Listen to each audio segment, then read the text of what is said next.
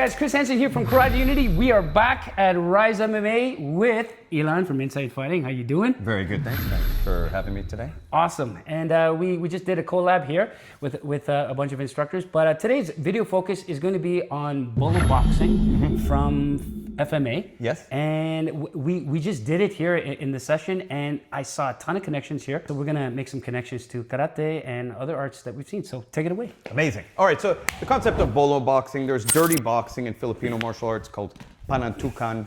Pangamot is also an empty hand, part of Dose Paras that we learned.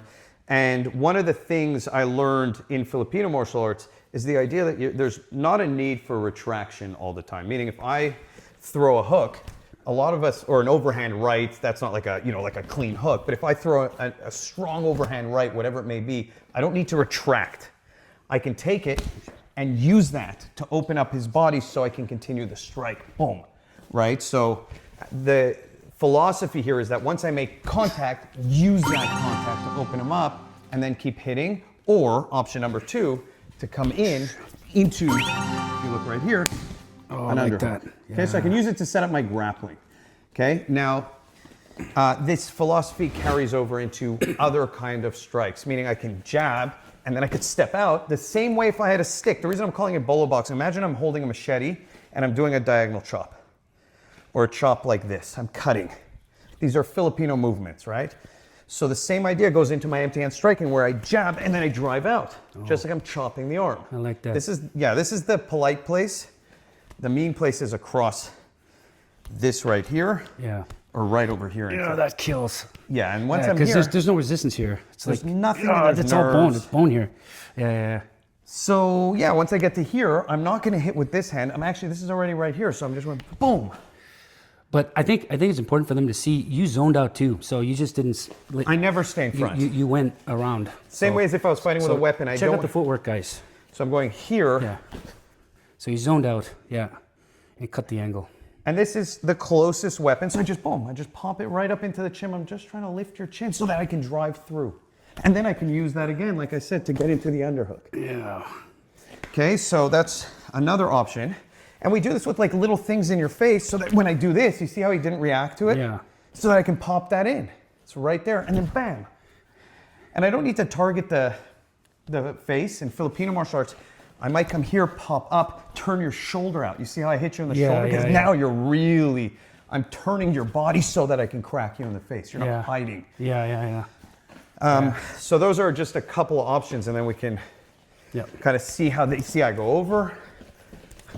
See, it's already over, and I'm offlining him. If he tries to turn into me, I just drive him away. Yeah, you see, so when we were doing this in class today with you, so that do that cut on the outside.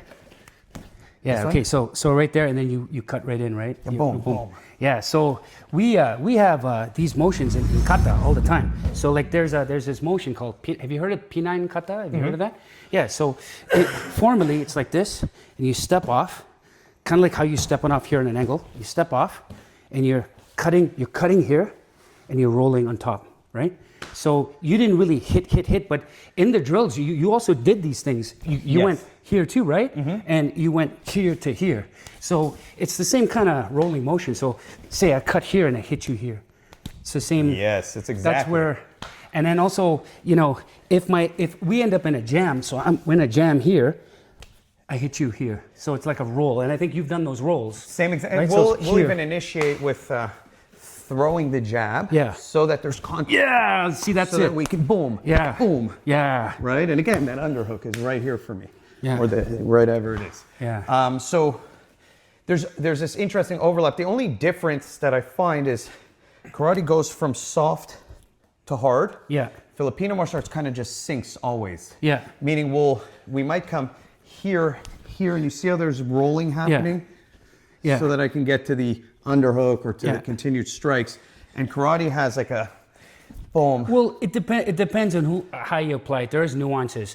Like I know with a lot of Goju guys, they would flow. They would flow, grab and hit. It's a very flowy, similar type of.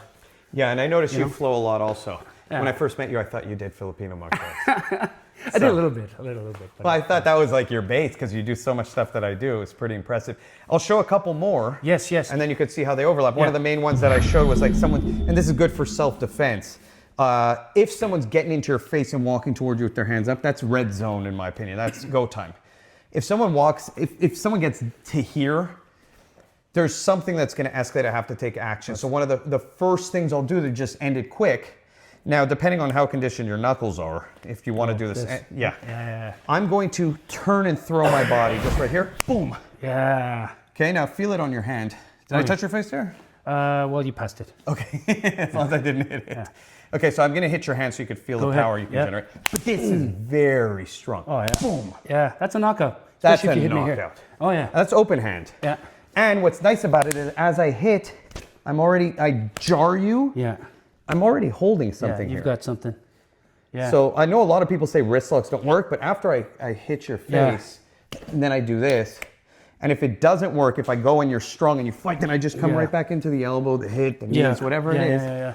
So I got a connection to that. Okay, I want to. But I want you to break down what you just did just now. So including the hand traps and your stance. Yeah, I'm kind of shifting into a cat stance. Yeah. Okay. And part of the reason I do this also is because it opens up so if we're here and I'm scared he's going to attack, notice I'm in a parallel stance. This isn't where I want to be in a fight. You don't get to choose in a self-defense situation. You're flanking. If I'm sparring, I'll be here, right? And this is okay. And I can still practice it, but I'm in a good stance. A lot of time, I'm like, oh, I wasn't ready. You know what I mean? I'm not really in a fight stance. I'm going to just turn my body, open myself up to the rest of the world to see what's going on. Do you have friends over here? And I'm going to clear. I'm also clearing whatever's over here. Yeah. And from this position, so I'm turning at the same time, I'm throwing this, there's no real counter, and I'm stepping to the outside of as much as possible of your body. I'm not staying in front of you where you can counter me. I'm going here. Yeah.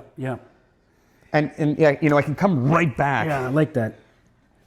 Because it's dropping. Boom! It's like a system approach right here. Yeah.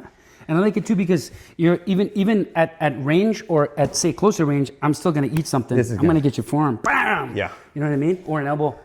Like it's nice. So we did this last time when we were here, where you're doing these type of motions. And if you remember, I used this term Gedan Barai. And for the karate guys, the Gedan Barai is like this. The formal movement is here, right? But if you look at the principle, it's the crossing hands, right? This crossing hands. And if you put it along the lateral plane, and I talk about this all the time, it's the same principle. So you're here, boom, and you're hitting, and you're turning, and it's like in a cat stance, you're here, right? Is that same exact thing? I'm doing Gedan Barai, but I mean, here, I'll give you a target in my hand. There's a 1-2, but it's like I like that, boom, and then you've got that follow through, boom, and you have all this kind of stuff. So I like it, man. And you can generate so much power just with that sinking. From here. Whoa. Sorry. No, it's good. Yeah. Feel it like in my whole. Yeah. And it's a drop because I'm dropping the elbow. It's not a power. It's a elbow sink. So I'm dropping that elbow. So it's boom from here. And I like it because you can honestly break someone's hand with that. Yeah. If you do it super hard. But you're getting to an area of safety, which I like too, because you're zoning. Right? I never like standing in front of someone in a self-defense situation. The second your hands come up, even if I'm not trying to hit you, if I can just go out, go into a long guard, I'm going to go into a long guard. I don't want to sit here and try and trade in the pocket. The two places I'll be if we're this close, if I can't go back, is out to the side or just right in, where I can really control you and bring you. And my goal here is just really put you into the ground, hands touching the ground or flat on the ground. He's chopped my leg too. So. Yeah, I didn't even realize I did. That's instinctive. But yeah.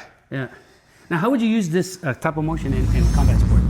Combat sport, so if we're like both left lead, which is more common, so a lot of time like people are playing with the jab, and if they throw the jab, I'll do it slow just so I don't, I throw here. I see. Okay, so I'm throwing it over top the jab. I'm stepping in on the jab. Okay. So if I get a read on your jab, in other words, if you keep punching at me and I'm going, okay, he's jabbing, now I feel like I have a read. You see that? I see. You just intercept. With a step in. A lot of people don't learn to walk in on a jab. It's very JKD-ish. It is. It has maybe. Does JKD? So throw a jab slowly. If I think of a jab of leaning back and then countering, there's an equal exchange happening. It's 1-1. Right. But if you throw the jab and I can read it. A lot of people say, how do you counter the jab? How are you fast enough if they have a fast jab? The trick is, as the jab is coming, I'm just stepping in. I don't care. You're going in. I'm not trying to react to the jab. I'm trying to cut the jab off. No matter how I do it, if I do it on the inside, but if I stay at range, this will never work. If I'm kind of worried about your jab and you throw it and I'm over here, how am I going to get to you in time? Yeah. The counter is going to take time. He's going to see it. Yeah. But if you throw the jab and I go here, there was no counter there. Yeah. If I go here, there's no counter. Yeah. And I do it in such a way that the smack has to be an attack too. Yeah. Meaning it's not this, it's this. Yeah. This hurts, guys. It's a ballistic slap. It's a ballistic slap. I'm feeling this on my arm. I like this. If you could show us the drill we did, it was a static drill, but you were teaching us how to zone from here using Bolo Striking. Yeah, it's a really basic concept. Filipino martial arts uses male and female triangles, so you have like these basic. This is our starting kind of footwork, right? Triangle stepping. Yeah, so we're just going to use that, and he has a guard. One of the most annoying things when you're fighting is someone who's very tight in combat sports, right? So you're like, oh man, where's my opening? Where's my opening? He keeps checking everything I throw. And again, this is because of the concept of retraction. So I'm throwing, even if I throw combinations, he's tight. So as opposed to giving him a chance, this drill is a very relaxed drill at first to start off. I'm just going to do everything we just did, but walking side to side on the final punch. Meaning, I'm going to step out and jab. I'm going to clear his hand down. Nice. I'm going to lift up his chin. Now look, I'm going to step through to this side of his body. Now he's going to keep his hands up so that on the other side I can try and clear, hit, step through. Now I might just hammer down the arm here. Yeah. Step up, I might step out and then step through. Same thing for elbows. If he's tight and I step in with an elbow, I just slide. This is already touching. This is touching. This is my hit. This is the hit. This is grappling. Do that first one again. The one where you just cleared and hit. Okay, so I went, we're fighting, and I just step in with an elbow. Yeah. Okay, so like, especially with Muay Thai, if we're in kicking range, right? I throw, and boom, I step in with an elbow. See how I retracted? Yeah. This time I'm gonna go here, and I'm gonna go here when I retract. Yeah. And you see how this is trying to come under your arm? Okay. And then I open and I hit. Stop right there, rewind, right to, up to here, now clear, okay. So, we've got these motions here. In Pinan 4. Pinan 4. You know that. Yeah, that's right. This is it? Yeah, a little higher. So it's basically here. So the motion is there's a subtle rotation. So from here there's a rotation. But we were taught it, you see, as a block and a block, right? But that bunkai doesn't make sense to me. Yeah. When I look at how you do it, right? It's the same mechanic. You're opening up and so think about it. You're doing this, but now, you've got this. So if I may, so you're throwing the elbow. I'm just trying to recreate this. Okay. So then, I'm throwing the elbow. So I throw the elbow, and then what you're doing from here is you're opening up and you're hitting. Yes. Right? Yeah. So it's the same thing. You know what I'm saying? It is the exact same position. Yeah, so it's like, if I here and then boom, you're right in here. I love it because it's the same rotation. It's very cool, actually. It's exactly like... It's this. They have different versions of it, like this or like this. But, on close range, it's this at close range is this. It just collapses. Yeah, everything's tight. Yes. So I love it, man. It's great. It's awesome. Yeah. One more, or do you guys have enough here? You want one more? I'll show you the last one. Yeah. Okay, so I like to throw the body shot to get them to react to something. I have a philosophy in fighting, even for combat sports, but for self-defense too. If I'm throwing something, I'm throwing it to hurt you. I want to have a reaction. It has to have the potential to cause damage. Otherwise, it's not worth it in the street where I don't have room for error or room. If I try and feint and then hit you, there's no margin of error there where if I get caught. So if I am going to throw a body shot, now for combat sports, also when I throw a body shot, I'm doing it to cause damage. Yes. Kyokushin style. Yeah. So I'm going to torque my body and throw it. Yeah. Now, if you look, if you ever see Raymond Decker's fight, he uses Dutch guy. Yes. Yeah. And most Dutch guys, and actually Ilia Topuria, the way Ilia Topuria generates so much strength, and if you look at him, he goes from here, he turns his whole body over and then he throws back with his whole body, kind of like Lots a of twist. torque. Lots of torque. So Raymond Decker's was very similar. Same way, it was like a, I don't know what you would call this, but it was like a whirlwind, but going back and forth like this. Cyclone. Cyclone. Yeah. So I'm going to throw the body, and this will for sure connect to karate. Yeah. I'm trying to get a reaction. See how his arm came up, even if I glance off, I'm throwing very hard. As I turn back the other way, I'm dropping this arm. So I'm going boom, boom. Yeah. So watch. Boom, boom. Yeah. Okay, into this position, which then I can, Yeah. right, and then takedowns, whatever it is. Do that cycle again, because there's a karate move like that. Okay, so Go. So whatever it is, we're fighting Tyson style, right? Yeah, And I'm gonna step off. Boom. See how I got that shot right there for him to react? Boom, right over here. Yeah. Now I could go up to that pattern we did before. Yeah. But here I already have contact. I'm just gonna whip the arm and hit. Yeah. Right, like I said, I don't need to hit you in the face. No. I can turn your Soft spots. shoulder out so I can Boom. touch your face and hit you. That's cool, man. So for the karate guys out there who's familiar with kata, we have in Shotokan there's teki, and in the Shorin-ryu is Naihanchi. So we've got, Sensei, you know this one, right? I know this. Yeah, there's also. this. There's this. So if you kind of do what you just did, so recreate what you just did. So you throw the hook, boom, and now so you cut that, right? So okay, so you're going to hook and then okay. So it's the same kind of thing. So if your hands are up here, right? I can use that just to clear that. Yes. You know, and I've done that before in sparring. So I'm here, I'm just create that frame to hit, you know, or. And you're also flanking just like I do. Yeah, exactly. You're getting out to the outside, and how would you use that for self-defense? Okay, so this concept for self-defense, it's the same idea as if I'm being crowded and I'm just going to clear. Yeah, you clear. see right away. Yeah. It's everything for self-defense is more basic. So tight. So the concept here is, if my hands are up, hey, I always say you go into a passive protective stance. That's the position I teach everything. Yeah. Yeah, it's like a defensive but offensive stance. Because I'm actually in a fight stance, but I look weak. It's hidden.